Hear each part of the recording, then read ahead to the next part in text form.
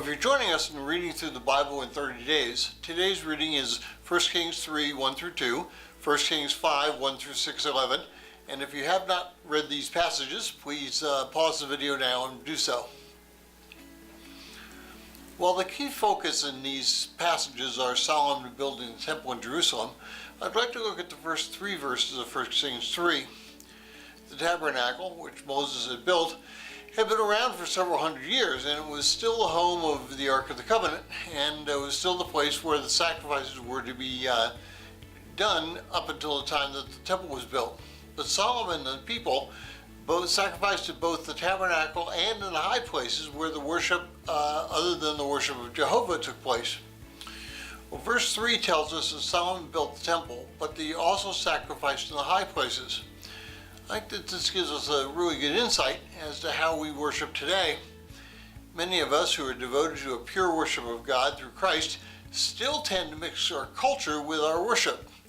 Many of the ecumenical movements which have tried to bring other religions into Christianity go much further and not only worship at other places, but they actually attempt to integrate that worship into Christianity. We have to be very careful. We have to guard ourselves against bringing any foreign objects into our relationship with Christ. And many times activities are brought in so that we might reach more people, and those who would not otherwise come to a religious service might come to ones that we provide for them. And while this may be a good marketing move, it possibly opens the door to bringing in apostasy or even heresy into the church. You know, I struggle with this on 2 levels.